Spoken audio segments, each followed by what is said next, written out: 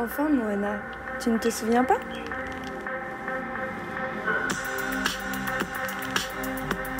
VTA était venu nous voir pour nous présenter son association, Tama no Tetei Roto, et son projet sur un corail très particulier.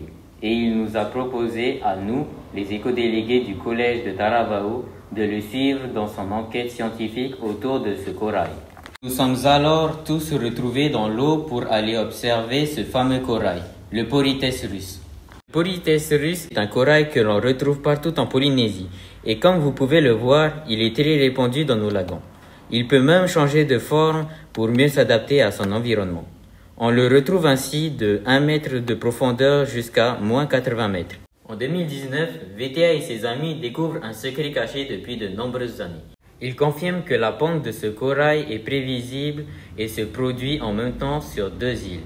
Cette observation va les emmener à développer un projet de science participative et à créer l'association Tama no Tetei Roto. Ah, maintenant je me souviens. Grâce aux observations des 2 dernières années, ils se sont rendus compte que la ponte de ce corail se passe 5 jours après la pleine lune et autour de 7 heures du matin, et que le phénomène se répète tous les mois entre novembre et avril. Mais de nombreuses questions restent encore à élucider, et ils ont besoin de nous pour les aider. À partir du mois de novembre, nous avons suivi tous les mois les membres de l'association pour observer la ponte du Polytes russe. Il fallait noter l'heure exacte de la ponte et repérer s'il s'agissait de colonies mâles ou femelles. Des capteurs ont été installés pour mieux comprendre les paramètres environnementaux tels que la température et le taux de lumière sous l'eau au moment des pontes. Grâce aux informations récoltées par de nombreux observateurs, comme nous répartis dans plusieurs îles, de nouvelles connaissances ont été acquises. En avril 2022, en fait, on avait au maximum 7 îles en Polynésie française et grâce aux observations depuis novembre à mars 2023, on s'est rendu compte qu'on a rajouté des nouvelles îles dans nos observations comme Mopelia, Takapoto et Whakarava. Donc là, on est sur une synchronisation en Polynésie française de plus de 1000 km. Depuis janvier 2023, on a eu d'autres observations ailleurs dans le monde et par exemple, on a eu une observation à Fidji et une observation à l'île de la Réunion. C'est vraiment synchronisé et c'est toujours le même jour lunaire, donc 5 jours après la pleine lune et toujours autour de la même heure. Ce sera environ 1h30 après le lever du soleil. Donc à Tahiti, ça s'est passé autour de 7 heures. Une des questions qu'on se posait, c'était quel était le facteur final qui permettait d'être synchronisé de façon précise autour de 7 heures. Et on pense que c'est lié au lever du soleil.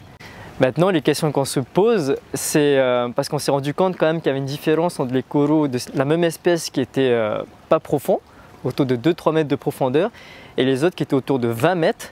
Et pour cela, il y a un décalage de 3 heures. Dans la tradition polynésienne, les connaissances ancestrales étaient transmises de génération en génération à travers des légendes orales et des orero. À nous de transmettre ce message. Matar ini a etau no te au huner a. Pe mahanai muri te atir av e reru te miti. Tap ofa aite wahamata te ofar atu a. Wafa te hihi matamu te ra. Wamaramarama te poiri. Mei te matar ini ai te ofar atu a. Tap ofa aite i te au huner a. E reru hia te miti te ofar atu a. E wha te ho e atai muri te ua. Ya hiti tira, ya hotu yatu a. Mei te matar ini ai te ofar atu a. E ono noia te me te mataheiti e tupu ei. A matara i te mo i e te me eta te moana e wha ai te meira. E au te ofar atu ai te mo wheti ai puranei te rei. Te hohonur au te moana e tāwiri te ho euputa api. E parare te ata e tēro atu i te hope a. Hotu atu ei ho eo rāpi. Maururu.